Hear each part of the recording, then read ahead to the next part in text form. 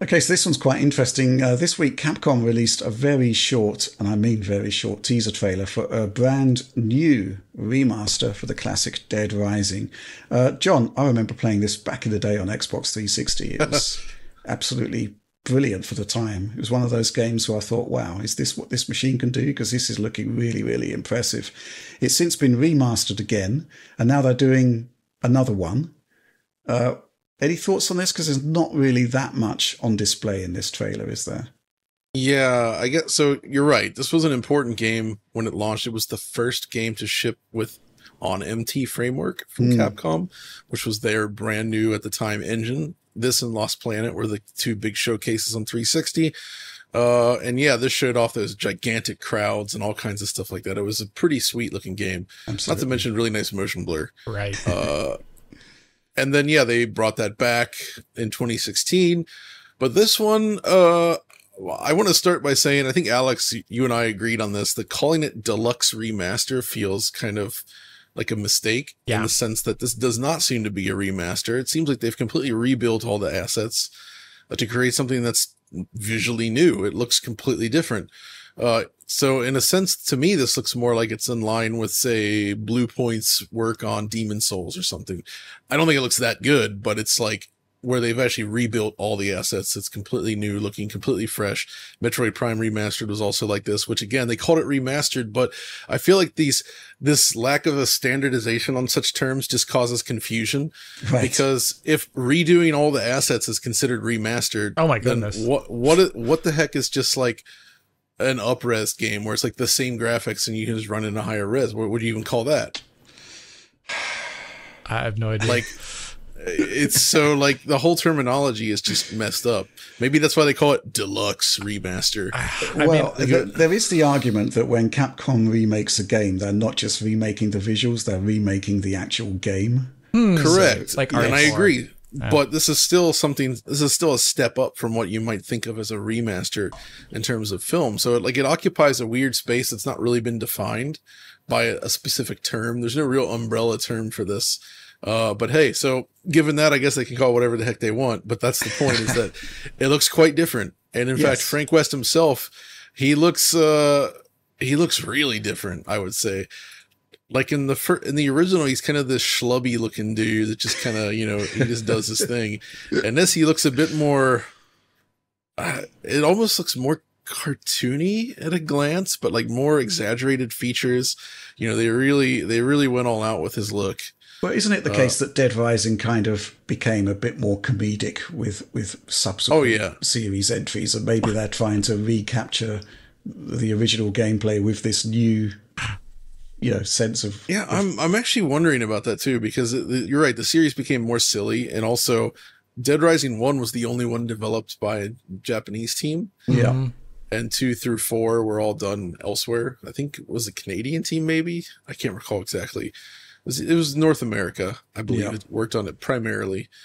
So this is kind of an interesting chance to go back to it. And it's also territory that Capcom's not really explored before, because like you say, Rich, they usually do, when they bring back a game as a quote unquote remake, they completely redo it from the ground up and it's like a completely new experience. They either do that or they just release it again, which by the way happened this week with Resident Evil 1 on the PC. What a surprise. Which turned out to be the old PC version of that game with like a wrapper around it. And frankly, it does not seem very good based on first impressions either.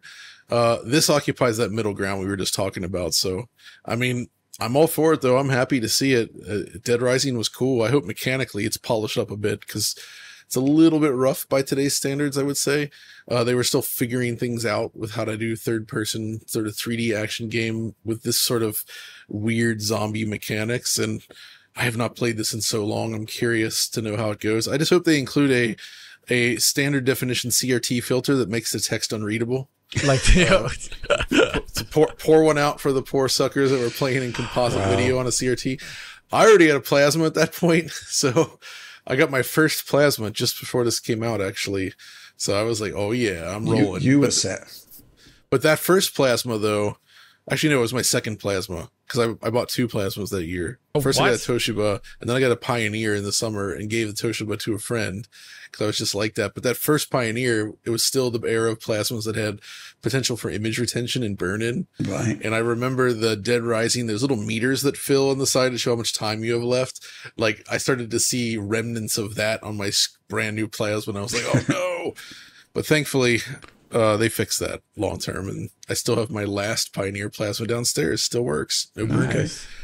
But yeah, that's enough rambling from me. I don't know. You guys excited to play this? Yeah, I'm curious, like if the time mechanic is going to stay to the same degree it was. Maybe because they're calling it a remaster, it will. Like Rich was implying that the gameplay is going to be much the same. I think this is a game. Yeah, like John said, it just has a lot of the awkwardness of some of the third-person camera stuff that, like, we still hadn't reached like Gears of War camera fluidity to a degree in a lot of games. And I think this and a lot of other third-person games at the time don't feel super smooth always. As a result, with the camera at least, the character movement is a different thing altogether. But like the cameras, I'm curious of like how much modernization is going to occur there. So you were joking about how the first game is supposed to be kind of scary. I definitely remember it being a little bit goofy too, like very goofy. It was goofy too, but it was pretty goofy, especially the whole shopping mall thing. But yeah, I would like to see this for sure. I'm just once again, like with the new RE engine stuff, I'm curious to see what tech they're gonna push in it. Like with Dragon's Dogma, they had RTGI. Will this do that? The game has like a time of day that might be moving. I don't know. It'll be interesting to see. But you're quite right about the developer, John. It's Capcom Vancouver for Dead Rising 3 and 4, and I believe that was Blue Castle Games who did Dead Rising 2. So I think that might make sense. Yeah. Do we know who's doing this quote unquote deluxe remaster? We don't, but I'm unaware of anything happening to Capcom Vancouver. I don't know if you know anything about that. I also don't know. I don't know.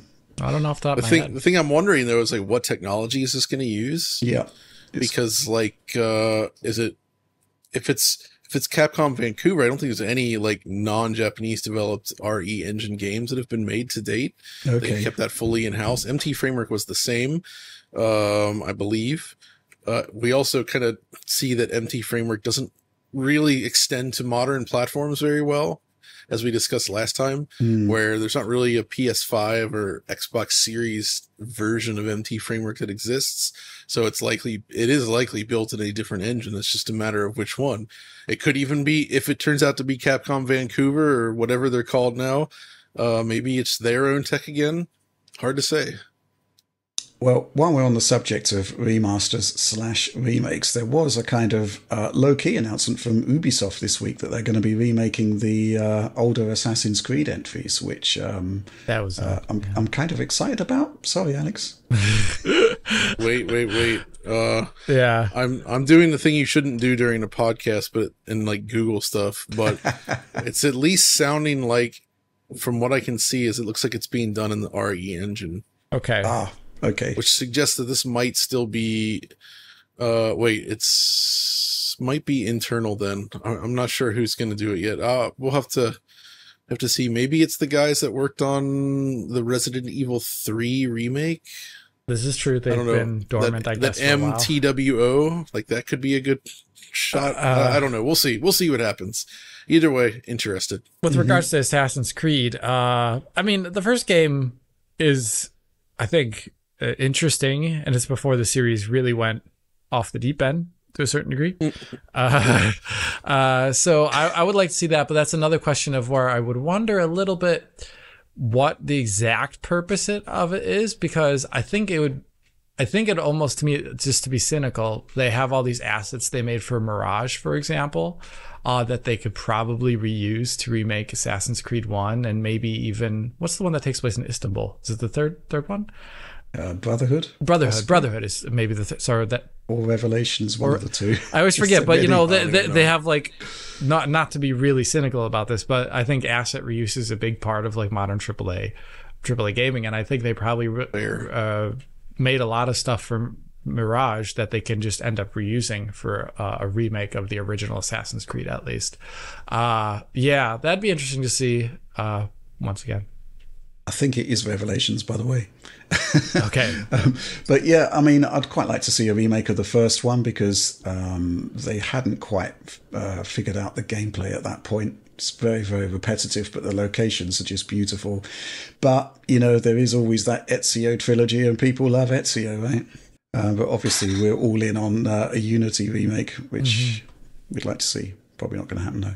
I honestly don't even care about remaking any of these games. They're all so long and crazy, and it's like, who cares at this point? Just make something. The older ones were manageable. New, but no, I liked some of the older ones, especially Assassin's Creed 2. It's like, I think that's the one that I actually finished 100%. Oh, really? That one was really cool. Okay. Yeah, I don't know. I don't know what to say about Assassin's Creed anymore. I really feel they need to take a serious left turn with the series, do something new and unexpected. And I think that would capture a lot of people's imaginations again, because the themes, the ideas are still really cool.